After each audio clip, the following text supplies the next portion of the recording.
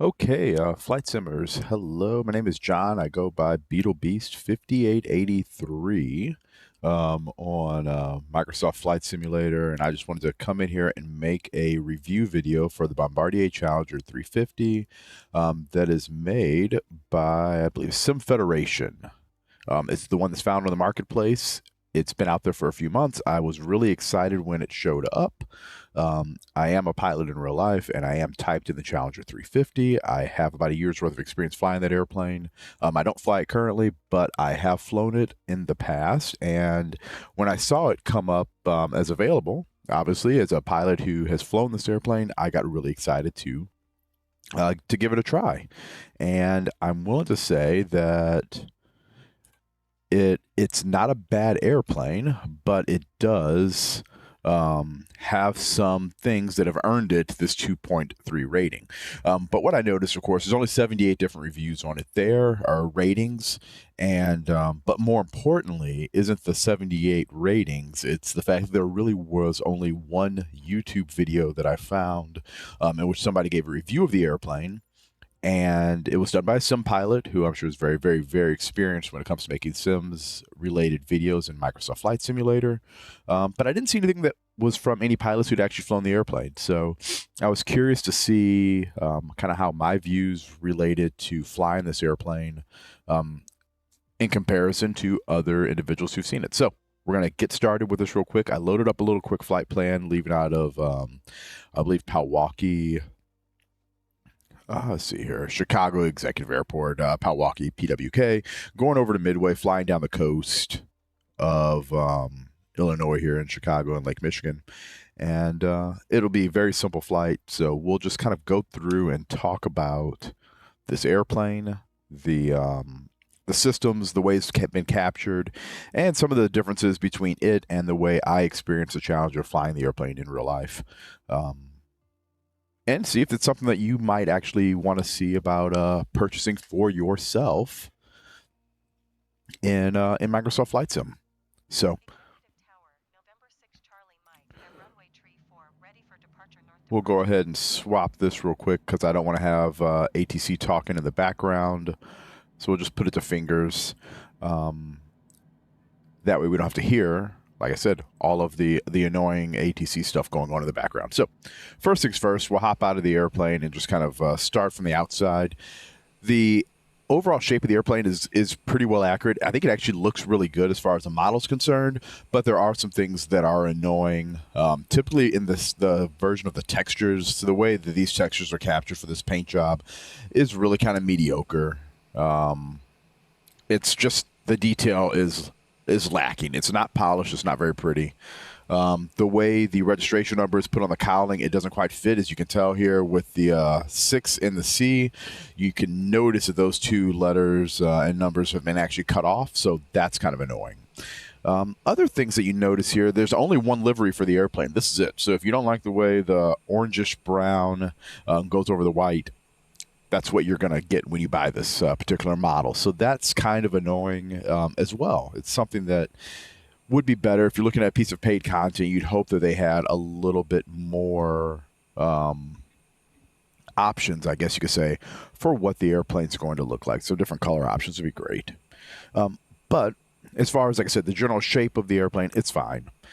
Details are also lacking on the airplane itself. I saw one video in which the individual was actually talking about the wings having a lack of detail, and I understand exactly what he's talking about, but at the exact same time, I can tell you that the Challenger wings don't have a lot of detail on them in the first place.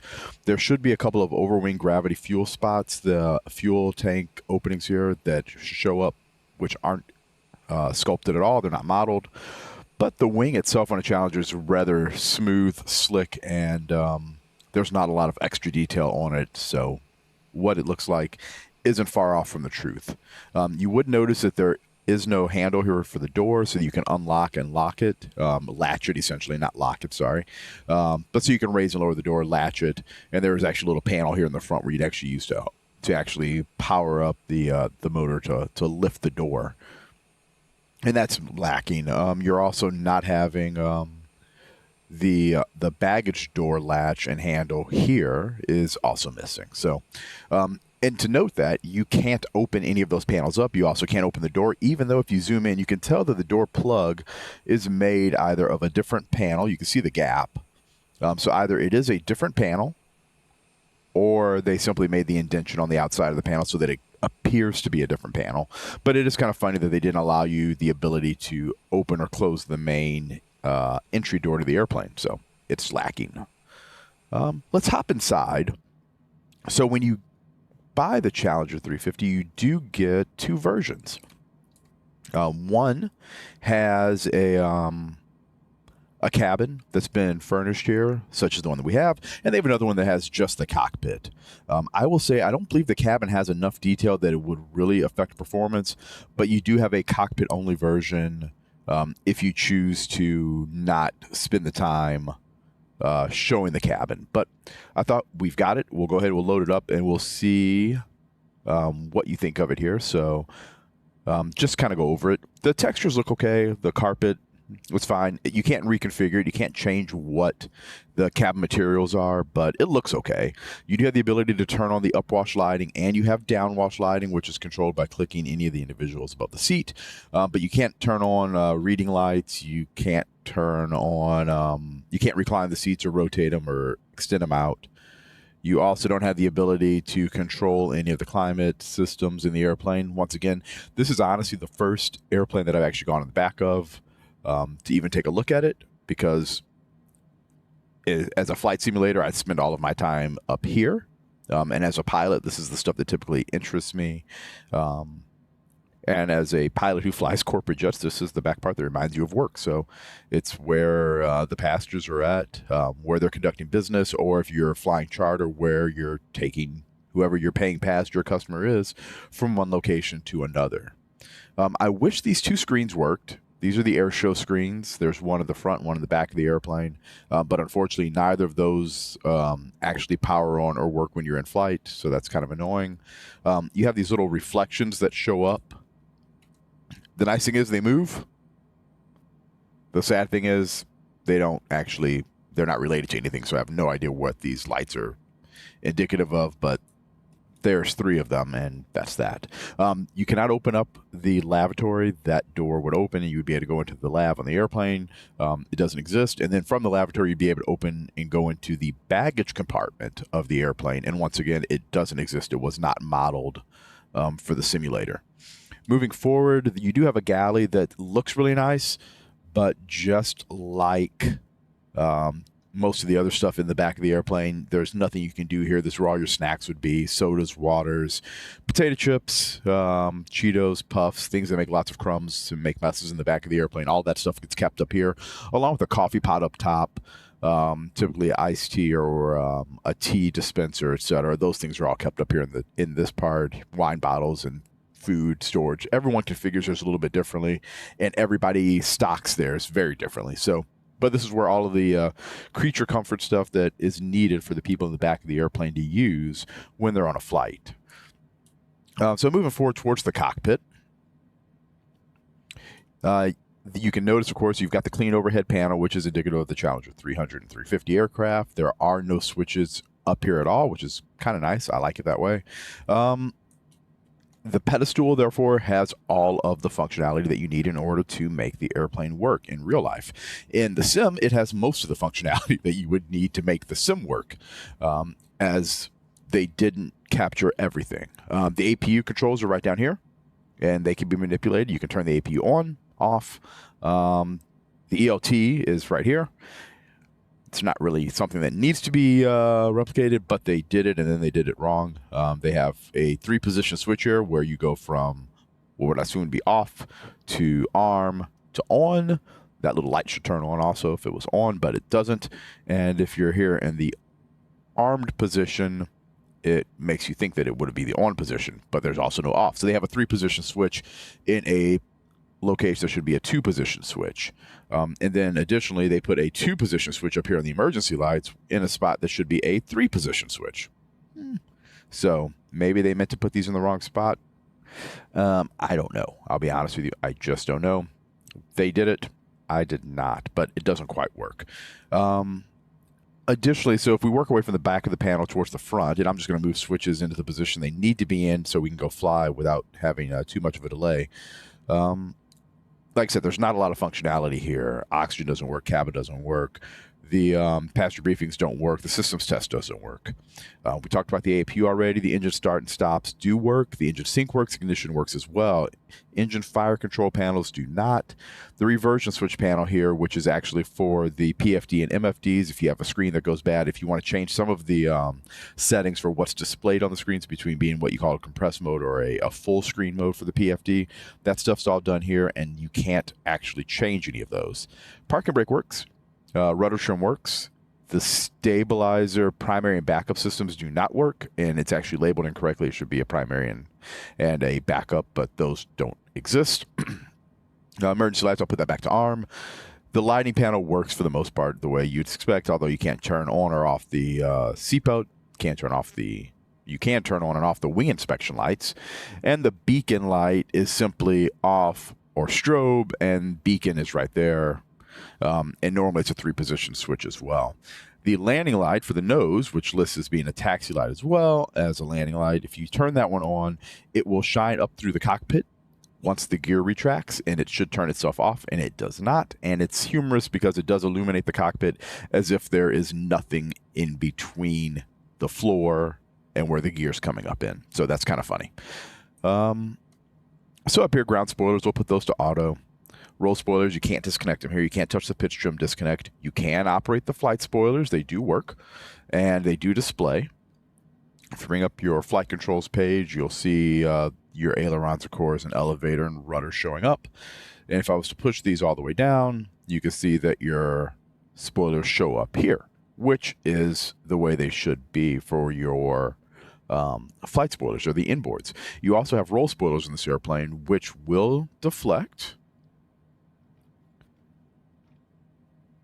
as you move the stick left or right. That would engage these outer spoilers to come up, and it would also force the inners on the other side to go down.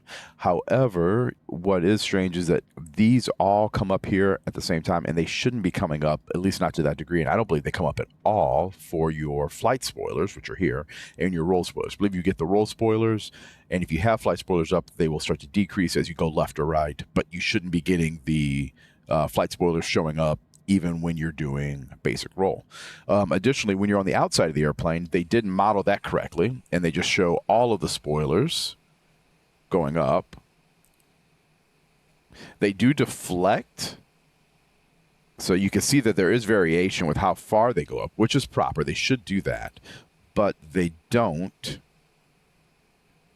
Like I said, they don't show the breakup between the roll spoilers and the spoilerons, as we could call them, and the flight spoilers. So that is kind of incorrect. So something else here, we'll turn on our hydraulic pumps. The hydraulic shutoff valve here, these say that they work. You can actually engage with them, but they don't do anything. And you get nothing up here. And if you actually bring up the hydraulic page, it doesn't seem to be working properly either. So I'm not going to worry about that. It's just something that doesn't quite work. The PTU, I don't believe it actually does anything either. It's a transfer unit and a way to essentially use hydraulic power in other ways on the airplane. I don't think they modeled any of that correctly, so I'm not going to worry about it at all. It just doesn't exist. Regarding this is my biggest complaint, I think, of the airplane, and that is the fact that this is actually a dark cockpit. It should be a dark cockpit. It's designed as such. So any position, any of these switches that are in the position they should be in wouldn't say on at all. They would just be off. They'd be dark. They'd be black. And then they would show up as on, or sorry, they would show up as off if they were selected in a non-normal position. So when I turn these two on for the windshield heats, they should just be dark. The probe seat, you actually can't interact with at all. And the engine bleeds being on, that's their normal position. Same is true for the generators down here. Something else that's annoying, and we'll talk about that because we're talking about generators. This APU generator, let's bring up the electric page. And I will say it is nice that they did model the diagnostic pages here. I like that. What I don't like is the way that they did it, and you can tell, and I'm sure that if we dug actually deep into the systems, we would notice more. But it says here that we have the left engine generator and the APU generator on, but the APU is currently not running, indicated right here, even though at EGT says 109 degrees back there, Celsius. It's hot. but the APU is not running, but the APU generator shows on. But the engine 2 generator shows off, which tells me that they obviously coded the APU generator as generator number 2 on the airplane, and then the generator for engine number 2 is actually coded as the APU generator, and therefore it thinks that the APU gen is running when it's not, which would therefore throw all of this type of logic that would be existent, which isn't existent, off. So these are the things that exist, I think, on some of the higher end models that you get out there. This airplane is what, $20 some, $29. And if you were to get, say, the 737 or even some of the Airbus models that they have out there, I believe those are modeled incredibly well, and they have a lot of expertise into how those systems and aircraft were modeled. And this one didn't. And I don't know if Sim Federation actually had a Challenger pilot on their board when they were making this, or at least have one who was going to review it before they released it to the public, because if they did, they should get a refund on how much they paid them, and we should all get a refund on how much we paid for the airplane, because it doesn't quite work the way it should. There are some things that they easily could have reviewed and checked and changed so that we didn't have problems like this. So moving past that, we'll turn on the anti-ice valves here so that we're choosing the normal source, so we're getting bleed air from both engines for the anti-ice. And we'll turn on the fuel pumps to their normal position. Cross bleed can stay closed. And I do believe that's all of the lower panel stuff. Oh, the engine, the FADEC controllers here for engine run and off do work properly. It is how you will turn on and shut off the engines in the airplane. And the batteries will actually work properly for turning off electrical power to the airplane. So that said, all of those switches are done. We're happy with it. Let's go over here to the side. I'm going to go ahead and hit Toga so that I can bring up my flight director. And when doing so, you'll notice that the flight director is a dual Q flight director, cross pointers, as you can see here and there, which is fine. The thing is, you can also swap this in the airplane to V-bars or a single Q flight director, which is actually what I prefer, and it doesn't exist in this one, so that is kind of annoying. At least it's something I find particularly annoying. But it does go up to a takeoff position, which I do like, so in 10 degrees nose up. And we'll set up an altitude here. And we'll use something like 4,000 feet. We're not going to be going very high today, going down to Chicago. And we will center up the heading bug. And we'll put it in a heading mode. And we'll have the nav arm so that we can intercept the nav as we come back around. I'm going to get rid of this yoke so we don't have to see it. Let's talk about this left panel here. So you do have a tiller. Tiller does move.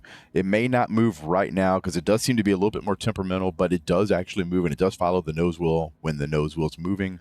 But obviously, like I said, I think the parking brake's on right now, so that's not going to be working. In the real airplane, if you were to move the tiller, it would move, and it would move the nose wheel while you're sitting here. You do have your light controls between what apparently is annunciators between bright and dim. So you can spin that up or down depending on what you want. Lighting controls here for the glare shield, pedestal, and then your PFD and MFD. You should be able to make those brighter or darker as need be. It doesn't matter that the rudder pedals don't move, but that's where they would. That's the electronic control for the rudders to move them forward and aft. But this one here is kind of important. This is your baro STD press. So this is what you use to set your barometer and barometric pressure in the airplane, controlling your altimeter. It does not work. So there is no way that I've found, at least, and if you know it, please put it in the comments. I haven't found a way to set your barometric pressure other than the B key, which is the hot bind key on the keyboard for your PFD. You can set your standby attitude indicator up via the knob here, which is what you would expect. The STD button up here at the top, though, does not work.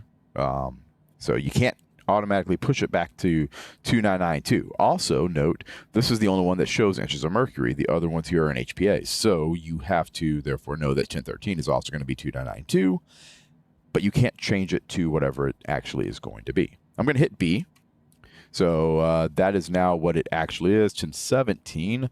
And let's go ahead over here and we will increase this. It should be, oh, it's about 3002. Oh, that's nice. So that one does reset with it, though. So I do appreciate that. Thank you guys for at least making sure that they're accurate. Thank you. That's good. Another thing that is a bit of an annoyance for me, and I'm going to go back to the summary page, just want to move that out of the way so I don't have it up down here, is this tune button doesn't work. So just like this barometric pressure Altimeter setting tool does not work. Neither does the tune button here. So the tune button and radio 1 and 2 swap doesn't work here. And more annoyingly, you can't change it via the FMS here. I was really annoyed by that until I discovered the fact that you can change it, as you remember, here. So everything is set up for you to control comms via FMS number 2. You cannot control comms via FMS number 1. That's accurate for how the airplane would be flown if you had 2 pilots in here, but if you look over here, there's no one sitting there. And when I go and fly this thing in Microsoft Flight Sim, it's going to be me flying by myself, which means there is no pilot monitoring, and therefore I have to look over at this FMS anytime I want to change a frequency.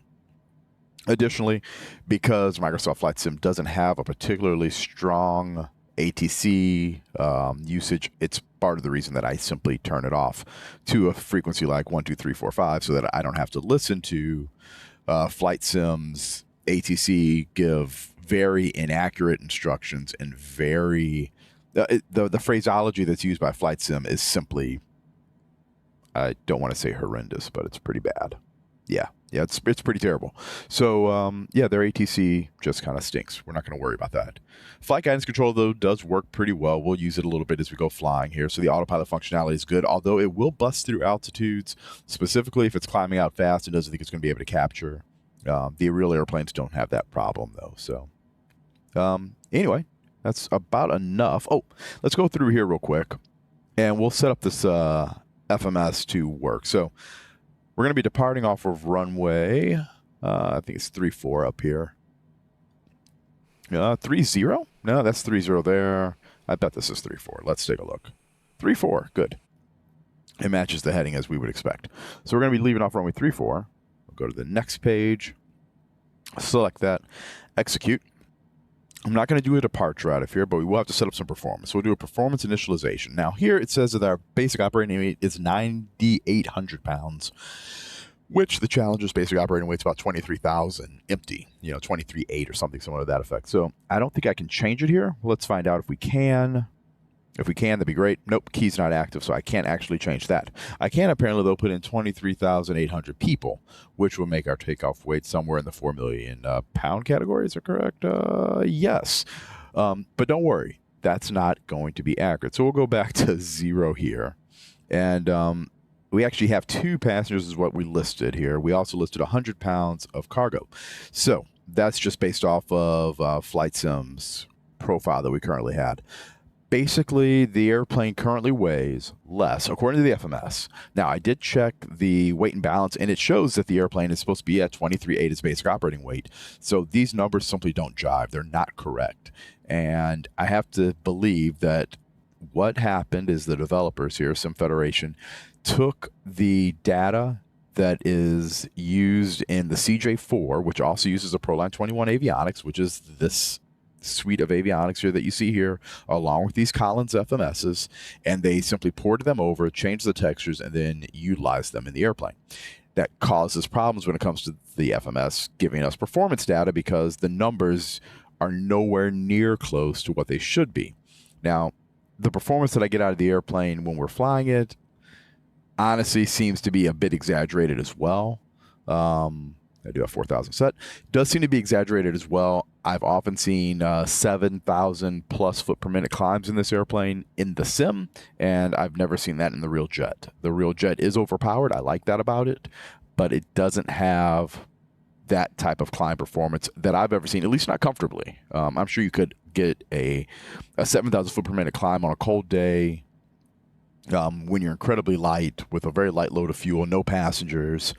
But it wouldn't be an overly comfortable ride, and you would definitely know that you're doing it. And here it seems to climb a little better than what you would expect. We'll put in 20 degrees as our initial takeoff, our outside air temperature here for takeoff. It's a 5,000 foot runway, which is nice and short, but well within the Challenger's limits. You can also tell here 0 and 15, the Challenger doesn't have 15-degree flaps. It's 0, 10, 20, and 30. So that's obviously not correct as well. And like I said, takeoff weight, max takeoff weight, 3724 for takeoff field length. All of that information's in. We'll leave it the way it is, and we'll send those speeds to the PFD. So now those speeds are all posted here. We're going up to 4,000 feet. That all matches. Let's make sure this brake is off, and let's get flying so we can at least review a little bit more of this in the air. So push the thrust levers forward. We've made takeoff power. Airspeed is alive on at least 2 times. There's through 80 knots. V1 and rotate. Airplane's climbing, gears coming up. Pull the power out of the detents. That should show climb power established, but it does not, because it is another oddity of the sim, which is interesting because the CJ4 does display climb power when you're flying it, as opposed to simply being stuck in takeoff the entire time. So that is a bit odd. And you would think that it would have that type of functionality, but it obviously does not. Now, normally I would go ahead and fly this thing myself for a little bit longer, but we're going to go ahead and turn on the autopilot.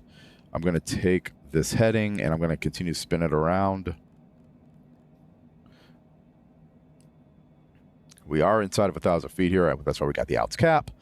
Let's see if it actually captures the 4,000 feet, though, because it's still climbing at 2,300 feet per minute, and it is now saying out, and now attempting to level off, and we're only 100 feet high, which is not okay. I wouldn't be good with that in real life.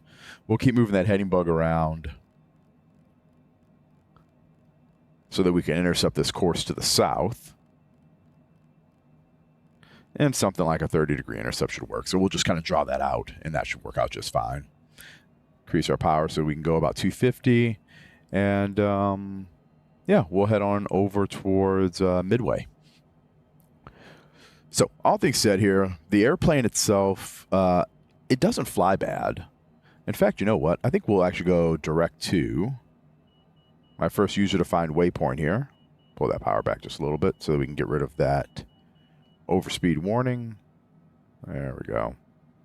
And we're now going there. LNAV's engaged. Autopilot's on. Altitude hold. We're at 4,000 feet going down the coastline. And in fact, let's go ahead and let's just climb on up to 10. And let's go with the flight level change climb. 250 knots.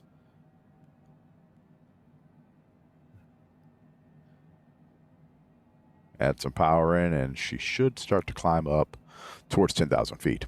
So we say should. Very delayed. There we go. Now it's climbing. So the airplane itself flies pretty well. Like I said, it's just that sometimes the performance seems a bit excessive for what it is. But in the flight parameters, if you were to fly this over a long distance, which I tend not to do because, I don't know, I just don't find flying at cruise all that enjoyable. The majority of my time in flight sim, if I'm actually trying to have some fun and actually do something, involves takeoff and landings, hence the reason this flight is going to be as short as it is. But come on, airplane, you can climb better than that. But if we were to do those longer legs, you would start noticing some of the other problems, and that is that the airplane is a 45,000-foot airplane, and it does do that properly inside of Microsoft Flight Sim.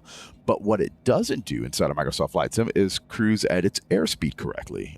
It'll limit the airplane to about 7.8 Mach, which is significantly lower than the 8.3 Mach that the airplane is capable of, although typically most operators fly the airplane around at 8.0 or 8.1, depending, because fuel burn does go up somewhat considerably as you get above about 8.1 Mach. But it's an 8.3 airplane, and it flies well as an 8.3 airplane. And typically speaking, as you come out at 10,000 feet, you accelerate the airplane to about 290 knots and then let it fly at 290 until you reach 8.0 Mach. And then you climb the rest of the way through the flight levels at 8.0 Mach, and it'll climb smoothly all the way up. And the way the airplane's set up in here, it simply doesn't do that. So that's something that is annoying. They needed to increase it. But it starts to feel more like, once again, a Cessna than it does the Challenger that it is. Something that you might have also noticed, we're, of course, through 9,000 feet to level at 10,000 feet, and there was no cue, there was no noise altitude alerter that goes off, which is normally a loud chime to let you know that you're 1,000 feet to go. Both pilots would then confirm that they are going to be within 1,000 feet of their level off altitude. And it doesn't go off. Now, in the CJ4 in Microsoft Flight Sim, you have the ability to actually toggle that on and off. And in this one here, it simply doesn't exist. There's no toggle. So you don't have the chime, and it's rather annoying, as every Proline 21 airplane that I've ever flown has always had an altitude alerter, and honestly, every jet that I've ever flown has an altitude alerter. So that is something that should be here, and it simply isn't. So we're going to be going down the coast towards Chicago, and it's, like I said, that all looks pretty good. The airplane itself looks good. This is a view that you typically don't have when you're flying around. And yeah, I'd say the airplane's modeled nicely. It looks nice. It looks the part. And if you're trying to have a challenge so you can increase the number of airplanes in your inventory, it's not a bad airplane. It just has, oh, once again, it thinks you're going too fast. And if you notice, there's a difference between that, where that bar ripple is at 310, and where the other bar ripple is on the outside view of the airplane, showing something around 325. So why those two don't align is also, you know, as Maverick would say, one of life's great mysteries. I don't know.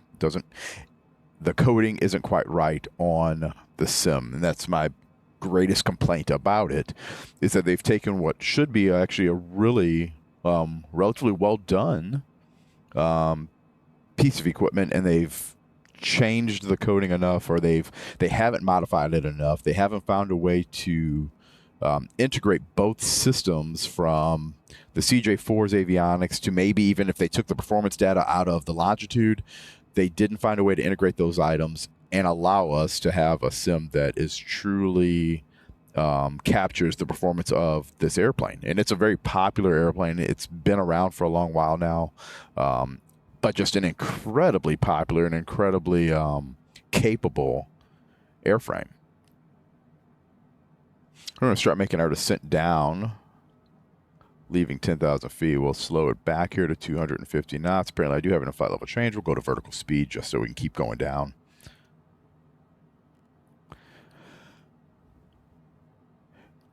And we'll start descending towards Midway. And here comes one of our other little strangeties of this airplane. Take a look. If you notice the TRs being open, they are. They shouldn't be, because they're connected to weight on wheels. There should be no way for those to come out. But if you go to flight idle in this airplane, the TRs do open up. Now, what I will say is there's no performance decrease in doing it, so they actually don't do anything. But they're there, and they're not working. So just so we're clear, they simply don't work. All right, looks like we just went through the low-speed queue. And apparently somebody attempted to code in that the TRs would stow when an attempt to be over speed. So something else is also wrong there. Let's go ahead and decrease. Actually, you know what? Let's go ahead and increase speed brakes. Open up the flight spoilers a little bit. And I'm going to put the airplane back into heading mode. We're going to have to make a turn back around to re-intercept Midway. So we'll start a nice little left-hand 360 turn as we descend here, because we needed it anyway after going up to 10,000 feet on a flight that was this short. But we're going to turn back around. We'll come back in, and we'll re-intercept to land at Midway runway. I think 31 right is what I had put in. And let's take a look real quick. See here, 31 center, ILS 31 center, and I guess we can use that. That'll work. Yep, and we'll execute. And then we're going to go, and this is actually one of the things, like I said, I'm relatively happy with the way they captured. Oh, that's not the right spot. Let's cancel that mod. We're kind of on 4,000 feet for 3,000 feet. Or sorry, 5,000 feet for 4,000 feet is what I was trying to say. Let's do a direct to Gleam, which I think is that one. And our course should be 316 or 318, it looks like. And we'll drop that, execute. There we go. Now we have something to intercept. That'll help keep us on track to land at Gleam, and it'll give us some altitudes we can also use. So Runts is at 2,500 feet, and then Hobel and inbound. So we're going to go ahead and start making our left turn to join up to our final. And I'm going to show you something else that doesn't quite work the way you would expect it to in the sim. So we're going to get ourselves within 90 degrees in the real airplane, you could get a back course selection if you were to hit the button for approach right now. Let's see if it does it or not. No, it just goes to approach and localizer, which is, once again, kind of incorrect, but that's okay. The airplane does do a good job of showing the ghost needles when they actually will appear. I don't know if we get the message down here that the localizer will be tuned, but we should. It'd be kind of nice. Speed's good. I'm going to go ahead and put in our first notch of flaps here. We're below 210, which is what you need. You see the airport and the runway out there. All right, so we're within 90 degrees. We'll arm our approach mode. Wild variations in pitch attitude for no good reason. All right, so we're going to go ahead and keep that turn coming around to about there. That'll be good. Now, the localizer course is coming in. We've got approach mode arm, localizer 1 showing up. We've got a nav to nav transfer, so now we have green needles showing that we're in short range nav as opposed to long range nav. That all works out well. This thing's going to line us up with the course. Our glide slope's also captured up at this altitude. That works out really well. We'll pull our power back. Speed's good. We'll drop the gear. And that's going to help us maintain our speed. Let's put in some performance data real quick. So if I put in the approach, about 20 degrees or so on the surface. It is kind of windy, but we're not going to worry about that. 3-1 center. There's our approach and ref speed set up. Landing distance of 3,100 feet. And once again, the airplane is apparently having some really funky oscillations. I don't think it has to do with any type of wake turbulence. There's obviously another airplane in front of us descending, doing the same approach. But once again, it's a video game. I would not expect to see that. So we've got gear down. We've got flaps to our first notch. We can go ahead and put in flaps to 20 degrees. And you can also note that the flap speed indications that show up on the PFD aren't accurate with the number of flaps that they're showing. They're showing 15, 35, etc. That's not correct. So we'll continue in on this approach. Approach is looking good. Everything's captured up. We're just kind of getting knocked around. But that's all kind of to be expected here. I'm trying to think if there's anything specific that I wanted to talk about on this airplane that I haven't yet. And in truth and honesty, there really isn't. I think we've covered, for the most part, all the general complaints I have of it. And my personal opinion of it is that it's not a bad sim title to add in. I like it for what it is. I enjoy flying the Challenger. I would actually really kind of enjoy to get a more analog airplane to fly, a more analog business jet to fly around in. So I think there is a Lear out there that I've heard about and I've heard good things about. I'd like to give that a try. I think it's a Lear 35A. So I would like to give that a go and kind of see if that one is, if it's a little bit better, a little bit more accurate. But outside of that, I think that this is it's a fairly good airplane. It's just got a lot of things that keep it from being a great airplane. So we'll go ahead and we'll go into our final flaps here. And I'm going to go ahead and disconnect the autopilot here in a second because there's no reason to have that on anymore. Airplane's going to slow down a little bit. Our rough speed in here, approach speed of about 125, probably isn't all that off. But we are a bit fast, which would be a concerning piece if I was actually flying this airplane in Chicago, because this is a place, Chicago Midway is a place where you definitely don't want to have extra speed. You want to be on the profile, and you want to be flying it correctly the entire way down because there's not a lot of room for error in a spot like this. So we're going to go ahead and slow it down just a bit more. Trim a little bit of that off. Speed's coming back nicely. Off the threshold. Power's out.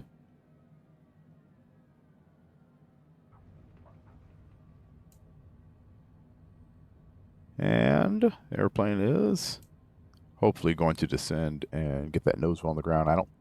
It doesn't look like it is, but I guess it actually is. And we'll cross this active other runway and make our left turn off as we head towards parking.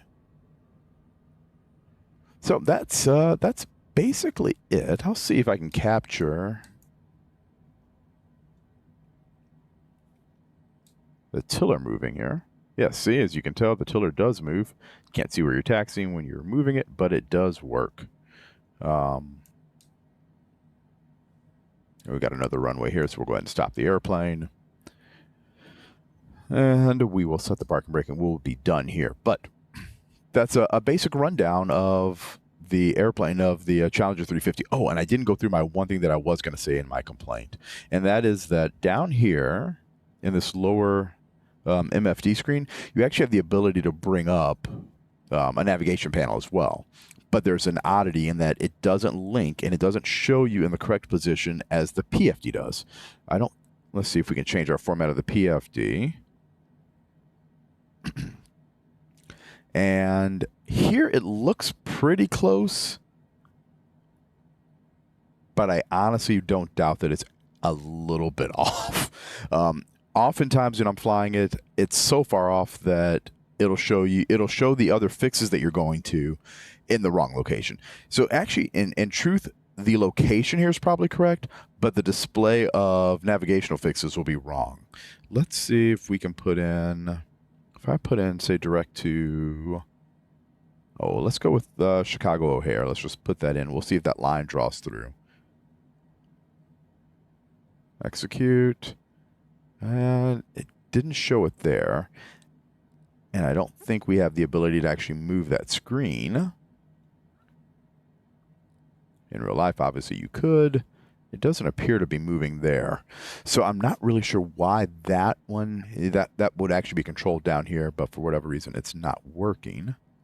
Is there a format button down here? Once again, if there were things that they didn't do correctly, you're now looking at it. Yeah, it's just not working. Let's go direct to CGT because that one's on the screen. So if I bring in CGT, Charlie Golf Tango, direct to that. Oh, let's see. Sure, we'll select it. Execute it. So the fix shows up, the line doesn't, and where the line actually shows up here is in the opposite position of where it shows up here. So that should give you an idea. It thinks it's trying to draw a line from back here, and it would actually put the airplane somewhere back in this direction compared to where it is. So that's inaccurate, and that's an annoyance. So if you actually are flying this thing around and you have both your PFD and MFD maps displayed, don't get confused that this MFD map in this particular title doesn't work correctly. It does work right in the Cessna CJ4. I've tried it. I shot a couple of approaches in that one before I even attempted to load them up in the Challenger, and the Challenger simply displays them wrong. So it's one of these things where you can now understand, at least I understood, why it is that it received a 2.3 rating. And at the exact same time, it's good enough that it could receive a better rating. I think you could easily have gotten something here that was both worth the money and, that had the functionality for the same price. You simply needed to do a little bit more work to make that happen and to make that get realized. So if they go back in and they make some patches for it, they make some updates, I would look forward to retrying it, seeing if it works a little bit better. It's just got a few things that keep it from really being an accurate sim, and kind of keep it kind of relegated to just fun, play around in, but don't expect to get any type of real life performance out of it. So hopefully the video helps you guys make your decision. Hopefully you like the video. Hopefully you like the review. I tried my best to do this for you, and like I said, hopefully it helps somebody else when it comes to making their decision about what kind of airplanes to buy inside of Microsoft Flight Sim. So thanks for watching. And feel free to comment. I'd love to see what you guys think of the video and of your airplanes. And hey, tell me what your favorite ones are inside of Microsoft Flight Sim as well. So till the next time, catch you guys soon, and enjoy your simming.